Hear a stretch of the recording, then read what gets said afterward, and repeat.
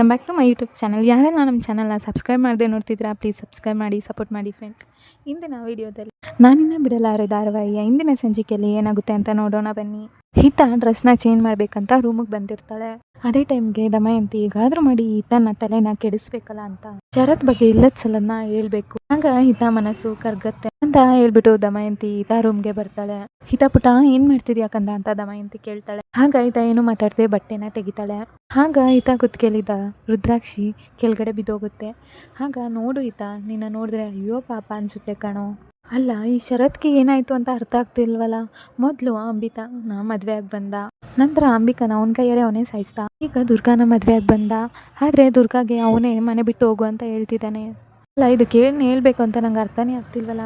ಶರತ್ಗೆ ಏನಾದರೂ ತಲೆಗಿಲ್ಲ ಕೆಟ್ಟಿದೆಯಾ ಅಂತ ದಮಯಂತಿ ಹೇಳ್ತಿರ್ತಾಳೆ. ಮನೆಯವರೆಲ್ಲ ಸೇರ್ಕೊಂಡು ಹಿತಾಗೆ ನಿನ್ನ ತಾಯಿನ ಸಾಯಿಸಿದ್ದು ನಿನ್ನ ತಂದೆನೆ ಅಂತ ಸುಳ್ಳನ್ನ ಹೇಳಿರ್ತಾಳೆ. ಹಿತ ಕೂಡ ಅದನ್ನೇ ನಿಜ ಅಂತ ನಂಬಿರ್ತಾಳೆ. ಪಾಪ ಹಿತ, ನಿನ್ನ ನೋಡಿದ್ರೆ ಬೇಜಾರಾಗ್ತಿದೆ. ಅದು ಅಲ್ಲದೆ ಹಿತ ದುರ್ಗಾನ ಮನೆ ಬಿಟ್ಟು ಹೋಗು ಅಂತಿದ್ದಾನೆ ಶರತ್ತು ಯಾಕೆ ಈ ಥರ ಮಾತಾಡ್ತಿದ್ದಾನೆ, ಏನಾಗಿದೆ ಅಂತಾನೆ ಗೊತ್ತಾಗ್ತಿಲ್ಲ. ನಿನ್ನ ನೋಡಿದ್ರೆ ಅಯ್ಯೋ ಪಾಪ ಅನ್ಸುತ್ತೆ. ಈಗ ದುರ್ಗಾ ನಿನ್ನ ಜೀವನದಲ್ಲಿ ಬರ್ತಿದ್ದಾಳೆ, ಆದರೆ ಶರತ್ತು ಬೇಕು ಅಂತಾನೆ ನಿನ್ನಿಂದ ದುರ್ಗಾನ ದೂರ ಮಾಡ್ತಿದ್ದಾನೆ. ಮುಂದೆ ನಿನ್ನ ಅವಸ್ಥೆ ಹೇಗೋ ಏನೋ ನನಗಂತೂ ಅರ್ಥನೇ ಆಗ್ತಿಲ್ಲ ಅಂತ ದಮಯಂತಿ ಹೇಳ್ತಾಳೆ. ಆಗ ಈತಗೆ ಏನೋ ಒಂಥರ ಶಕ್ತಿ ಬಂದಿರುತ್ತೆ, ತುಂಬಾನೇ ಕೋಪ ಬಂದಿರುತ್ತೆ. ಆ ರುದ್ರಾಕ್ಷಿ ಮೇಲೆ ಕೆಳಗಡೆ ಬಿದ್ದೋಗಿರೋದ್ರಿಂದ ಇಲ್ಲಿ ಏನೇನೋ ಅವತಾರ ಆಡ್ತಾಳೆ. ಹಿತ ಶಕ್ತಿನ ಅಲ್ಲಿ ಗೊಂಬೆ ಮೇಲೆ ಸುಟ್ಟಾಕ್ತಾಳೆ.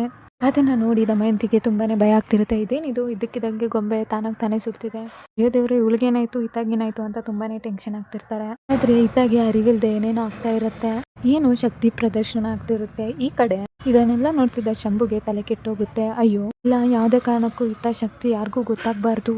ರುದ್ರಾಕ್ಷಿ ಮೇಲೆ ಕೆಳಗೆ ಬಿದ್ದೋಯ್ತು, ಏನ್ ಮಾಡೋದು ಬೇಡ ಹಿತ, ಬೇಡ, ಯಾವುದೇ ಕಾರಣಕ್ಕೂ ರೀತಿ ಆಗ್ಬಾರ್ದು ಅಂತ ಶಂಭು ಕೂಗಾಡ್ತಿರ್ತಾರೆ.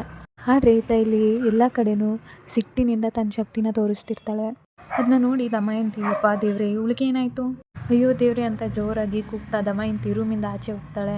ಆಗ ಮಾಯ ಬಂದು ಏನಾಯ್ತು, ಯಾಕೆ ಈ ರೀತಿ ಇದ್ರುಕೊಂತಿದ್ದೀರಾ ಅಂತ ಕೇಳ್ತಾಳೆ. ಅಯ್ಯೋ ಮಾಯಾ, ಬೇಡ ಮಾಯಾ, ಇವಳು ಸರಿ ಇಲ್ಲ ಕಣೆ, ಈತ ಏನೇನೋ ಮಾಡ್ತಿದ್ದಾಳೆ, ಈತ ಮೈ ಮೇಲೆ ಏನ್ ಬಂದಿರ್ಬೋದು, ಈತ ಇದಕ್ಕಿದ್ದಂಗೆ ಚೇಂಜ್ ಆಗ್ತಿದ್ದಾಳೆ ಅಂತ ದಮಯಂತಿ ಕೂಗಾಡ್ತಿರ್ತಾಳೆ.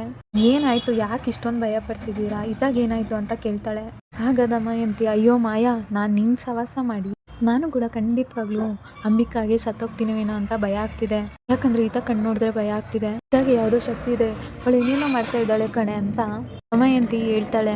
ಈ ಕಡೆ ಮಾಯಾ ಏನೋ ಈ ದಮಯಂತಿಗೆ ಏನಾಗಿದೆಯೋ ಏನೋ ಅಲ್ಲೇ ಕೆಟ್ಟಿರ್ಬೇಕು ಅಂತ ಮಾಯಾ ಅನ್ಕೋತಾಳೆ. ಆಗ ದಮಯಂತಿ ಅಯ್ಯೋ ದೇವ್ರೆ, ನನ್ನ ಮಾತು ಯಾರು ಕೇಳ್ತಾ ಇಲ್ವಲ್ಲ, ನಾನು ಏನ್ ಮಾಡ್ಲಿ ಅಂತ ದಮಯಂತಿ ತುಂಬಾ ಟೆನ್ಷನ್ ಆಗ್ತಿರ್ತಾರೆ. ಈ ಕಡೆ ಶರತ್ ಅವರು ತುಂಬಾನೇ ಬೇಜಾರಾಗಿರ್ತಾರೆ. ಅಲ್ಲ, ಈ ಮನೇಲಿ ಯಾರು ಕೂಡ ನನ್ನ ಅರ್ಥ ಮಾಡ್ಕೊಂತಿಲ್ಲ, ನನ್ನ ಅಂಬಿಕಾ ಸ್ಥಾನನ ಯಾರು ತಗೊಳಕ್ಕೂ ನಂಗೆ ಇಷ್ಟ ಇಲ್ಲ, ಆದ್ರೂ ಈ ಮಾಳ್ವಿಕಾ ಚಿಕ್ಕಮ್ಮ ಯಾಕೆ ಈ ರೀತಿ ಮಾಡ್ತಿದ್ದಾರೆ ಅಂತ ನಂಗೆ ಅರ್ಥನೇ ಆಗ್ತಿಲ್ಲ. ದುರ್ಗಾ ಯಾವುದೇ ಕಾರಣಕ್ಕೂ ಇಲ್ಲಿ ಇರಬಾರ್ದು, ದುರ್ಗಾ ಅಂಬಿಕಾ ಸ್ಥಾನದಲ್ಲಿ ಇರೋದು ನಂಗೆ ಸ್ವಲ್ಪನೂ ಇಷ್ಟ ಇಲ್ಲ. ಆದ್ರೆ ಇದಾಗೋಸ್ಕರ ನಾನು ಇಷ್ಟು ದಿನ ಸುಮ್ಮನೆ ಇದ್ದೆ. ಆದ್ರೆ ನಿನ್ನೆ ಅಂಬಿಕಾ ಸೀರೆ ಉಟ್ಕೊಂಡು ಇಷ್ಟೆಲ್ಲ ಮಾಡಿದ್ಲಲ್ಲ, ಅದು ನನಗೆ ಸ್ವಲ್ಪನೂ ಇಷ್ಟ ಆಗಿಲ್ಲ. ಇದಾಗೋಸ್ಕರ ಸುಮ್ಮನೆ ಇದ್ದೀನಿ. ಹಿತ ಚೆನ್ನಾಗಿರ್ಬೇಕಂದ್ರೆ ನಾನು ಏನು ಬೇಕಾದ್ರೂ ಮಾಡ್ತೀನಿ, ಆದರೆ ದುರ್ಗಾ ಈ ರೀತಿ ಎಲ್ಲ ಮಾಡೋದು ನಂಗೆ ಸ್ವಲ್ಪನೂ ಇಷ್ಟ ಆಗ್ತಿಲ್ಲ ಅಂತ ಶರತ್ ಬೇಜಾರು ಮಾಡ್ಕೊಂಡಿರ್ತಾನೆ. ಇಲ್ಲ, ಹೇಗಾದ್ರೂ ಮಾಡಿ ಪುಕ್ ಮೇಡಮ್ಮು ಚೆನ್ನಾಗಿರ್ಬೇಕಂದ್ರೆ ನೀನ್ ಬೇಕಾದ್ರೂ ಮಾಡೋಕ್ ರೆಡಿ, ಆದ್ರೆ ಬಾಸನ್ ಮತ ಯಾವುದೇ ಕಾರಣಕ್ಕೂ ಗಂಡ ಅಂತ ಅನ್ಕೊಳ್ಳಲ್ಲ. ಯಾಕಂದ್ರೆ ಅಂಬಿಕವ್ರಿಗೆ ನಾನು ಮೋಸ ಮಾಡ್ದಂಗೆ ಆಗುತ್ತೆ, ಆದ್ರೆ ಈತನ ಚೆನ್ನಾಗಿ ನೋಡ್ಕೋತೀನಿ ಅನ್ನೋ ಧೈರ್ಯ ನನಗಿದೆ. ಮೇಡಮ್, ನಿಮ್ನ ನಾನು ಚೆನ್ನಾಗಿ ನೋಡ್ಕೋತೀನಿ ನಾನು ಅಂತ ಇಲ್ಲಿ ದುರ್ಗಾ ಒಂದ್ಸಲ ಅನ್ಕೊಂಡು ಯೋಚನೆ ಮಾಡ್ತಿರ್ತಾಳೆ. ಈ ಕಡೆ ಅಂಬಿಕಾಂಗೆ ತುಂಬಾನೇ ಖುಷಿ ಆಗ್ತಾ ಇರುತ್ತೆ. ಕೊನೆಗೂ ದುರ್ಗಾ ಈತ ಜೊತೆ ಮನೇಲಿ ಇರೋಂಗಾಯ್ತು.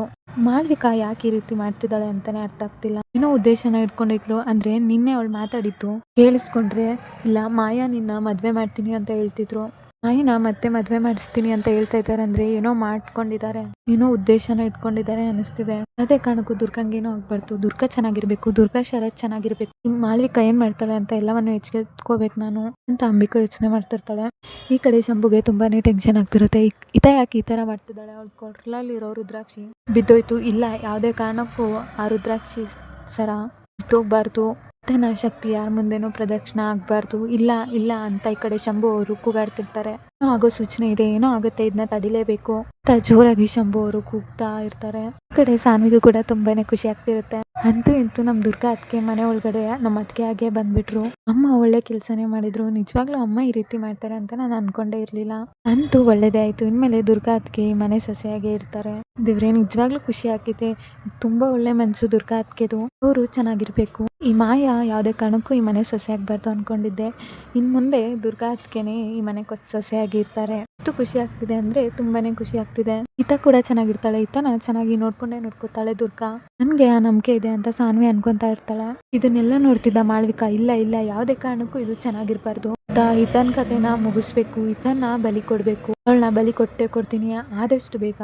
ಇದಾಗಿ ಒಂದು ಗತಿ ಕಾಣಿಸ್ತೀನಿ ಅಂತ ಮಾಳವಿಕಾ ಅನ್ಕೊಂತಿರ್ತಾಳೆ. ಇದೆಲ್ಲ ಶಂಭುಗೆ ಅರ್ಥ ಆಗ್ತಾ ಇರುತ್ತೆ. ಅಂದ್ರೆ ಈ ಮಾಳವಿಕಾ ಏನ್ ಮಾಡಕ್ ಹೋಗಿದ್ದಾಳೆ? ಇಲ್ಲ, ಯಾವುದೇ ಕಾರಣಕ್ಕೂ ಇದಾಗಿ ಏನೂ ಆಗ್ಬಾರ್ದು. ಅಂದ್ರೆ ಬಲಿ ಕೊಡ್ತೀನಿ ಅಂದ್ರೆ ಏನು ತಾನೇ ಆಗ್ತಿಲ್ವಲ್ಲ ಅಂತ ಶಂಭು ತುಂಬಾ ಟೆನ್ಷನ್ ಆಗ್ತಿರ್ತಾರೆ.